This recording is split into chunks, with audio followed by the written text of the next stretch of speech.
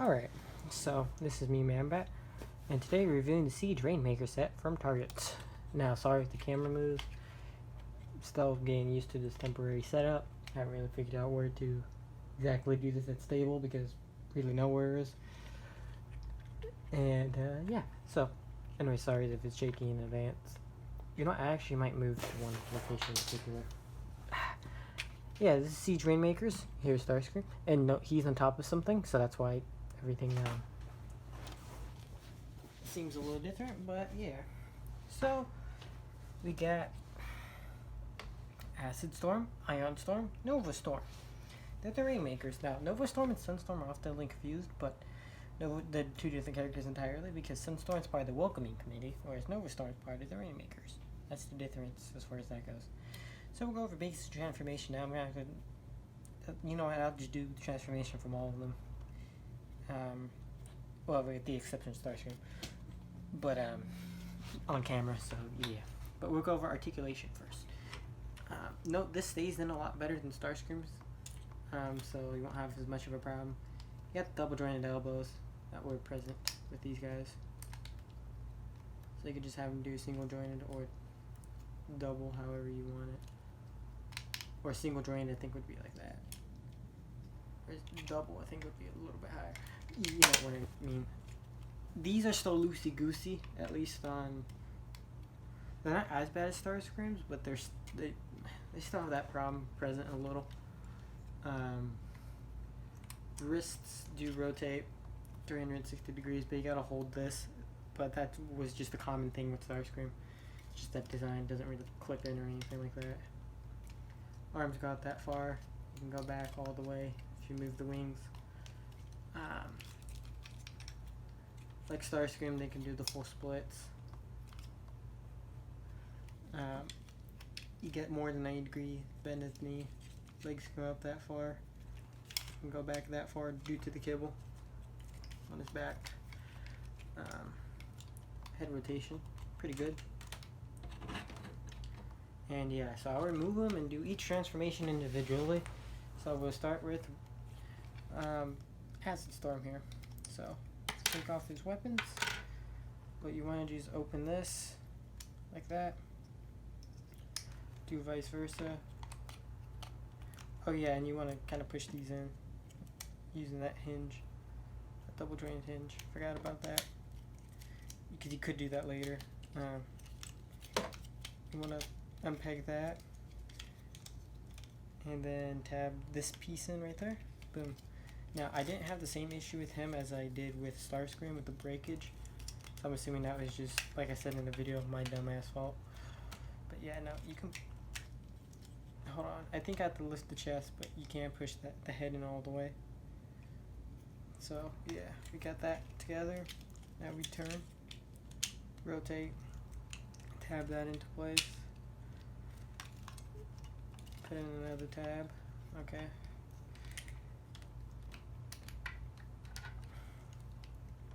Now that tabs into right there. There's a tab right here. That tabs into there. So you gotta angle the arm a little. Tabs in. Now there's 3 tabs here. 2 of these tabs tab into the ones. Nothing tabs into the middle one. But you want to first get that behind there, because there's this little tab right there. You want to get it behind the nose of the plane, and then make sure those are tabbed in. Once you've done that, get that part down, the engines, tab that in place, attach the guns, and we got Acid Storm in vehicle mode. Now I'm going to grab Acid Storm off the side here, and we're going to do Nova Storm next. Now we'll go through this a little faster. Open that, boom, boom. Alright.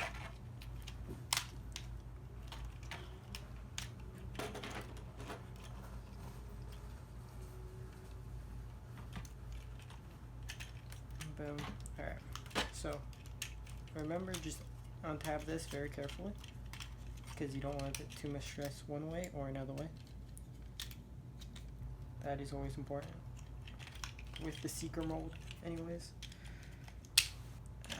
So we're tabbing that. Okay, boom.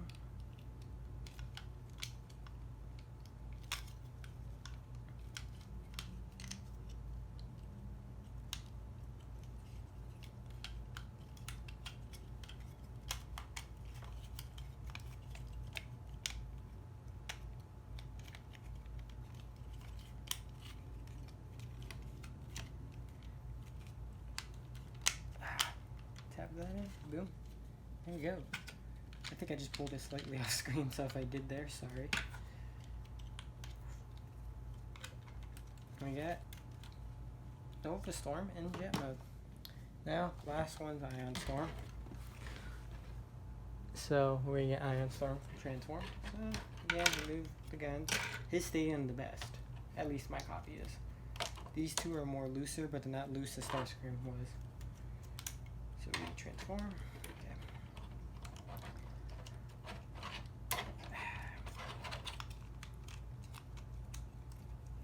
Okay.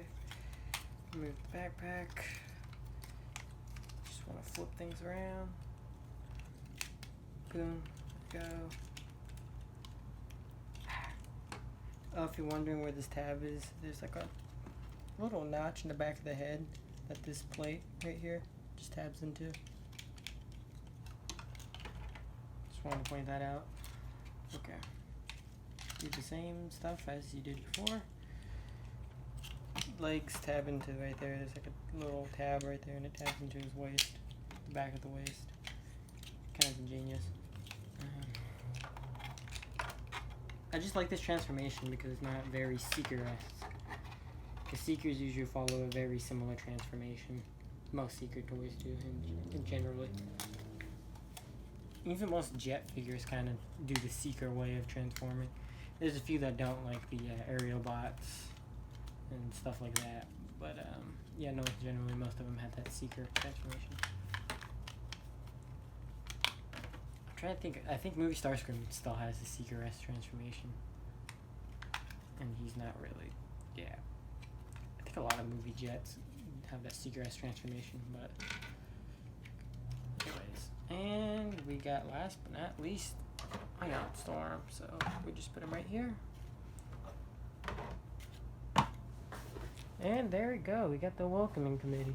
Not welcoming committee, I meant the Rainmakers. Oh dear lord. Screwed that one up. And yeah, we'll be right back. I'll show you the comparison with him and Starscream, and we'll be back. Alright, and now here's Starscream compared to one of the Siege Rainmakers. Very nice, very nice. You can see they have about the same color placement, except it's all gray, whereas here it isn't. The only spot I noticed that they don't have gray in is this side area right here. The Starscream has it painted red, whereas here is just gray, or it's just whatever base color, so it's just green there. Whereas him, it's there. I did notice something, and I didn't notice it in Starscream because his gray plastic is pretty much the same color same color, but there's a different color here of green plastic than is on most of the rest of the wing. You don't notice it in him because they color matched it pretty well. It's really noticeable on him. I don't know if it comes on camera real well, but you can see difference in color. It's only that section. I haven't seen any other areas that have that. And then you can see it on him. And let me bring in him and see if you see it. His, you can't really see it. I mean, even in a person, like, I can tell it's different if I look really close. But from a distance, it really doesn't look that different. So yeah, that was the Siege Rainmakers. They're pretty cool. And would highly recommend them. They were $79.99, $80 US. So yeah. Oh, and one noticeable difference, I guess, on these guys, the robot modes, I think they all use a different. Hold on. He's the only one with all silver on him, whereas these two, for the battle damage, they have gunmetal. Just thought I'd point that out before the review ended. But yeah, if you want to see me review some more Siege figures, let me know. Watch the videos, share the videos, so then we can get some more figures, because that always helps, since now I'm able to make money off the videos. So yeah, and again, Patreon would help too, if you guys want to. That's only if you can. But yeah, no, these are really great figures, and I would highly recommend the pack for those wanting to complete their siege collection. And I just realized something really weird. Okay. Wow, I keep noticing something really weird. Okay. So hold on.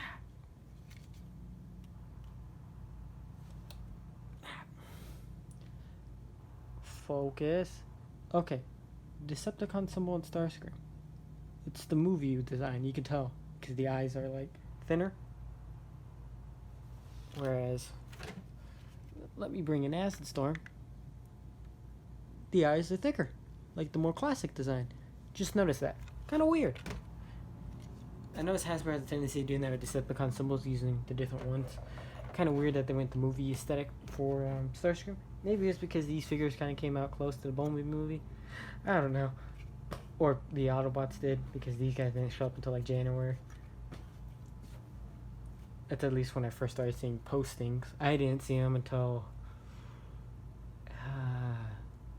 February, March, somewhere around there. It was before TFCon, because I was able to get all Wave 2 before TFCon. The TFCon in LA, anyways. I didn't go to the one in Toronto. Or whichever the last one was, they just did this year. TFCon 2019. I went to TFCon. I mean, no.